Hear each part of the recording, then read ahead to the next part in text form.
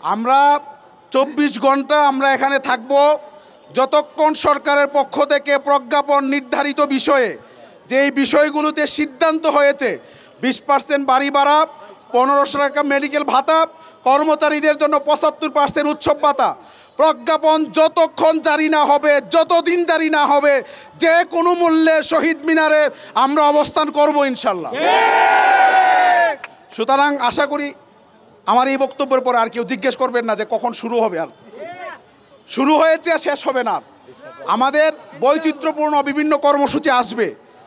আপনারা জানেন, আমরা যখন 22 দিনের আন্দোলন করেছি জাতীয় প্রেস ক্লাবে, উৎসব ভাতার আন্দোলন, সফল আন্দোলন, যার মাধ্যমে আমাদের উৎসব ভাতা 25 থেকে 50 হয়েছে, উন্নীত হয়েছে।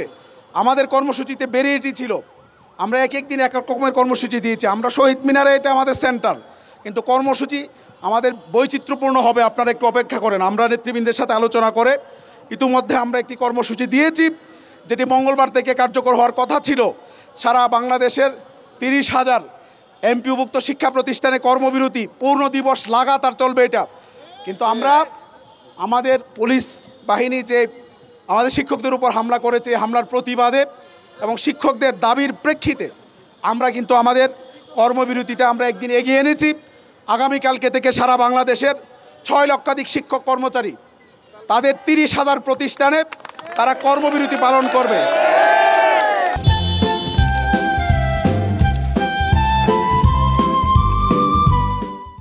প্রতিষ্ঠান খোলা থাকবে, 2-4 জন থাকবে, বাকি সবার মোহনা হবে এই জাতীয় প্রস্তাব।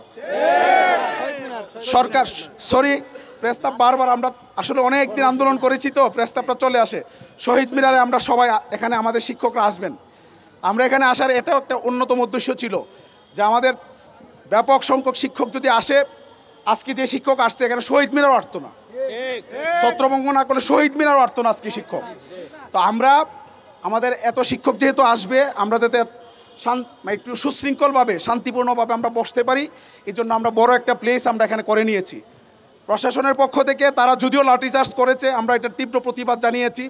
আমাদের কয়েকজন সহযোদ্ধা আহত হয়েছেন। এটা আমার মনে হয় যারা জুনিয়র অফিসার আছেন অতি উৎসাহী হয়ে তারা সম্ভবত কাজটা করেছেন।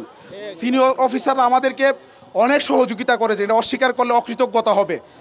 উনি ডিসি রমনা আমাকে 2-3 বার নিজে ফোন দিয়েছেন। এখন আমাদের কয়েকজন সহযোদ্ধা এখনও থানায় আটক আছেন, 6 জন। আমাদের হাসপাতালে আসার কারণে, নেতৃবৃন্দ আসার কারণে আমরা যাইতে পারি নাই। আমরা এখন যাব, আমাদের সহযোদ্ধাদেরকে আমি নিয়ে আসবো ইনশাল্লাহ। আপনাদেরকে প্রতিশ্রুতি দিলাম, আমাদের কোনো সহযোদ্ধাদেরকে আটকে রাখতে পারবে না ইনশাল্লাহ। কেউ পারবে না, কারো শক্তি নেই আমাদের সহযোদ্ধাদেরকে আটকে রাখা। আমরা ন্যায্য অধিকার নিয়ে এখানে এসেছি, আমাদের অধিকার আমাদেরকে দিতে হবে। অধিকার ফিরিয়ে দেন, আমাদের অধিকার বুঝিয়ে দেন, 1 মিনিটের মধ্যে ঘোষণা দিয়ে এখান থেকে আমরা চলে যাব। আপনারা সবাই সোশ্যাল মিডিয়ায় আমাদের আগামীকালের যে কর্মসূচি আছে, কর্মবিরতি এবং এখানে অবস্থান করা, এরপরে কালকে যদি আমরা রাতে বসবো, যদি আগামীকালকে আমাদের কর্মসূচি সারাদিন আমরা কিভাবে ডিজাইন করব, আমরা যেহেতু এখানে থাকবো, আমরা সকালে ঘোষণা করে ওইভাবে আমরা সারাদিন কাটাবো। এখন আপনারা সোশ্যাল মিডিয়ায় এই বিষয়গুলো প্রচার করবেন। পাশাপাশি আপনারা আপনাদের এলাকার যারা প্রতিষ্ঠান প্রধান আছে,